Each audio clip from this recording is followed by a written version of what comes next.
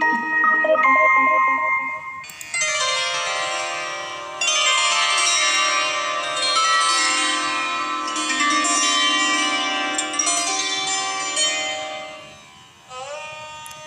जगत मित्रों, आज हम आपको बताते हैं योग के इतिहास के बारे में।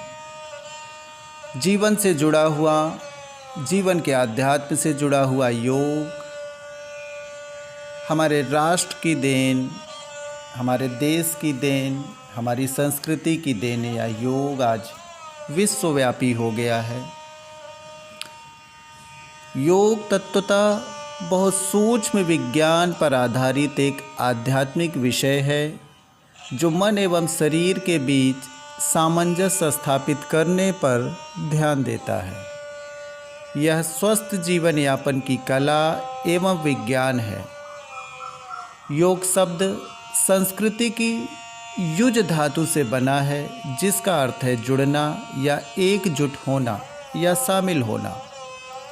योग से जुड़े ग्रंथों के अनुसार योग करने से व्यक्ति की चेतना ब्रह्मांड की चेतना से जुड़ जाती है, जो मन एवं शरीर, मानव एवं प्रकृति के बीच परिपूर्ण सामंजस्य का द्योतक है। ऐसा माना जाता है कि जब से सभ्यता शुरू हुई है तभी से योग किया जा रहा। योग की विज्ञान की उत्पत्ति कई हजार साल पहले हुई थी। पहले धर्मों या आस्था में जन्म लेने से काफ़ी पहले हुई थी। योग विद्या में शिव को पहले योगी या आदि योगी तथा पहले गुरु या आदि गुरु के रूप में माना जाता है। कई हजार वर्ष पहले हिमालय में कांति सरोवर झील के तटों पर आदि योगी ने अपने प्रबुद्ध ज्ञान को अपने प्रसिद्ध सप्तऋषि को प्रदान किया था। सप्तऋषियों ने योग के इस ताकतवर विज्ञान को एशिया, मध्य पूर्व, उत्तरी अफ्रीका एवं दक्षिणी अमेरिका सहित विश्व के भिन्न भिन्न भागों में पहुंचाया। रोचक बात यह है कि आधुनिक विद्वानों ने पूरी दुनिया में प्राचीन संस्कृतियों के बीच पाए गए घनिष्ठ समानांतर को नोट किया है। तथापि भारत में ही योग ने अपनी सबसे पूर्ण अभिव्यक्ति प्राप्त की। अगस्त नामक सप्तऋषि, जिन्होंने पूरे भारतीय उपमहाद्वीप का दौरा किया, ने यौगिक तरीके से जीवन जीने के इर्द गिर्द इस संस्कृति को गढ़ा। उसके अलावा योग को मनुष्यों के बीच सर्वप्रथम ज्ञान देने वाले के रूप में हिरण्यगर्भ को भी महत्वपूर्ण माना जाता है, विशेष माना जाता है। योग करते हुए पितरों के साथ सिंधु सरस्वती घाटी सभ्यता के अनेक जीवाश्म अवशेष एवं मुहरे भारत में योग की मौजूदगी का सुझाव देती हैं। देवी माँ की मूर्तियों की मुहरे लैंगिक प्रतीक तंत्र योग का सुझाव देते हैं। योग परंपराओं, सिंधु घाटी की सभ्यता, वैदिक एवं उपनिषद की विरासत, बौद्ध एवं जैन परंपराओं का दर्शन, अनेक दर्शनों, महाभारत एवं रामायण नामक महाकाव्यों, शैवों वैष्णवों की आस्तिक परंपराओं एवं तांत्रिक परंपराओं में योग की मौजूदगी रही है। इसके अलावा एक आदि या शुद्ध योग था जो दक्षिण एशिया के रहस्यवादी परंपराओं में अभिव्यक्त हुआ था। यह समय ऐसा था जब योग गुरु के सीधे मार्गदर्शन में किया जाता था तथा इसके आध्यात्मिक मूल्य को विशेष महत्व दिया जाता था। यह उपासना का अंग था तथा योग साधना उनके संस्कारों में रचा बसा था। वैदिक काल में सूर्य को सबसे अधिक महत्व दिया गया है। हो सकता है इस प्रभाव की वजह से आगे चलकर सूर्य नमस्कार की प्रथा का आविष्कार किया गया हो। प्राणायाम दैनिक संस्कार का हिस्सा था तथा यह समर्पण के लिए किया जाता था। हालांकि पूर्व वैदिक काल में योग किया जाता था। महान संत महर्षि पतंजलि ने अपने योग सूत्रों के माध्यम से उस समय विद्यमान योग की प्रथाओं, इसके आशय, इससे संबंधित ज्ञान को व्यवस्थित एवं कूटबद्ध किया।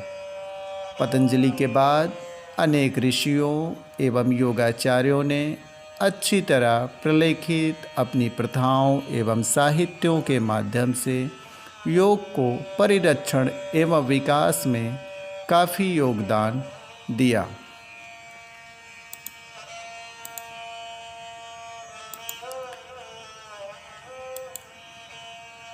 श्रीमद् भगवद गीता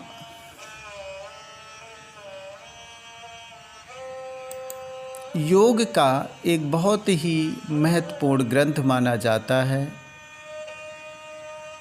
श्री कृष्ण के ज्ञान के द्वारा अर्जुन को महाभारत के युद्ध में लड़ने की प्रेरणा, लड़ने का बल प्राप्त हुआ था। आज यह श्रीमद् भगवद गीता लोगों को जीवन योग से जुड़ करके जीवन के सही मार्ग में ले जाने की प्रेरणा और मार्गदर्शन देता है।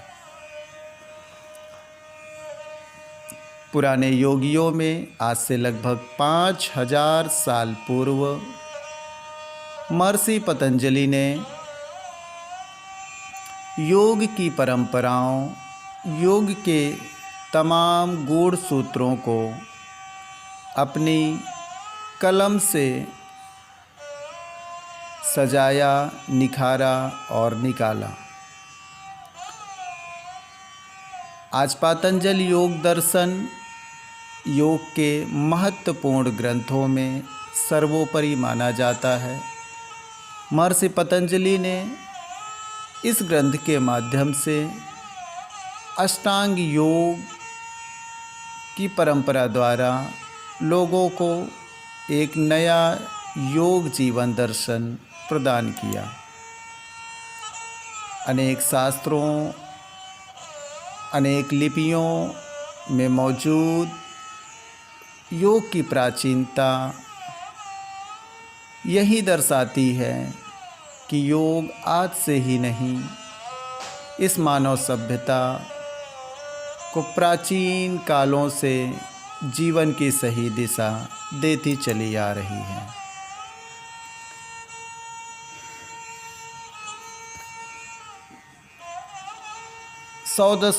लगभग 100 वर्ष पूर्व नाथ संप्रदाय के योगियों ने योग साधना को एक नया आयाम, एक नया मोड़ दिया, जिसमें तमाम योग साधकों में, योगियों में मत्स्येंद्रनाथ, गोरखनाथ, गौरांगीनाथ, स्वात्माराम सूरी, घेरांडा और श्रीनिवास भट्ट आदि महान योगी साधक महत्वपूर्ण रहे। उसके अलावा वर्तमान योग को नई दिशा देने के लिए दशकों पूर्व महाअवतार बाबा जी, परमनंद योगा जी, बीके एस अयंगर, स्वामी विवेकानंद, स्वामी श्री युक्तेश्वर जी एवं लहड़ी महाशय ने योग की विशेष परंपराओं के द्वारा, विशेष साधनाओं के द्वारा लोगों को जीवन जीने का एक सही आयाम दिया, सही मार्गदर्शन दिया। उसके बाद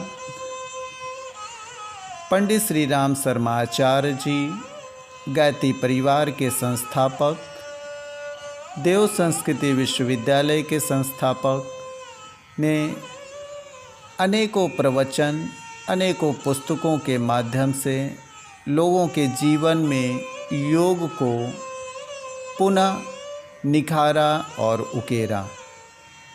उसके अलावा महान ओशो ने पातंजल योग दर्शन के साथ साथ अनेक शास्त्रों, अनेक ग्रंथों में योग की टीकाओं के द्वारा, अपनी प्रवचन के द्वारा लोगों को एक श्रेष्ठ दिशा प्रदान की। इस समय, वर्तमान समय में योग गुरु स्वामी रामदेव, योग गुरु सद्गुरु श्री श्री रविशंकर जैसे योगियों ने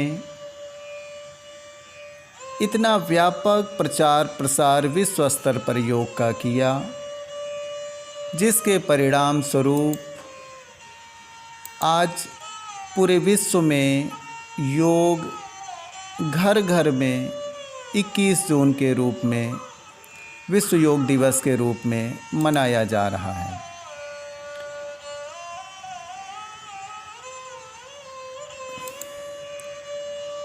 उसके अतिरिक्त आज बहुत सारे ऐसे केंद्र हैं जहां पर आप जा कर के योग की शिक्षा ले सकते हैं, जैसे राममणि आयंगर स्मारक योग संस्थान पुणे, अष्टांग योग रिसर्च इंस्टीट्यूट मैसूर, शिवानंद योग वेदांत धन्वंतरी आश्रम त्रिवेंद्रम, कृष्णमाचार्य योग मंदिरम चेन्नई, परमार्थ निकेतन ऋषिकेश, देव संस्कृति विश्वविद्यालय हरिद्वार, ऐसे तमाम ऐसे केंद्र हैं जहां पर आप योग की शिक्षा भली भांति से, पूरी तरह से योग की साधना के रूप में ग्रहण कर सकते हैं। मित्रों, वर्तमान में लगभग पिछले 100 वर्षों से लेकर के आज तक तमाम योग साधकों ने योग को जिस तरह से विश्व स्तर तक पहुंचाया है, और उसके बाद वर्तमान प्रधानमंत्री माननीय नरेंद्र मोदी जी ने योग को जिस प्रकार से महत्व दिया है, उसके कारण आप देख रहे होंगे कि विश्व में, हर देश में विश्व योग दिवस के दिन सभी योग मनाते हैं। उसके अलावा भी अपने जीवन में योग के प्रति विश्व के तमाम देश के लोग समर्पित हैं, अपने जीवन में योग के द्वारा स्वयं को स्वस्थ रख रहे हैं। तो मित्रों, आज का विषय था योग के इतिहास पर चर्चा। निश्चित ही है कि जीवन में आप योग को अपना करके तन, मन एवं अंतःकरण से स्वयं को स्वस्थ रखेंगे और जन कल्याण के भाव से इस पूरी धरा, इस पूरी वसुधा को वसुधैव कुटुंबकम के भाव से सजाए रखेंगे, संवारे रखेंगे। मित्रों, निश्चित ही है कि आज का विषय आपको ज़रूर पसंद आया होगा, और यदि पसंद आया होगा तो इस वीडियो के नीचे एक लाइक अवश्य करिएगा। यदि चैनल आपने सब्सक्राइब नहीं किया है तो सब्सक्राइब अवश्य करिएगा, जिससे हमारे नए वीडियोस, नए अपडेट्स आपको मिल सकें। तो मित्रों, नए विषय के साथ फिर पुनः मिलते हैं। तब तक के लिए आप सभी को जय जगत, नमस्कार।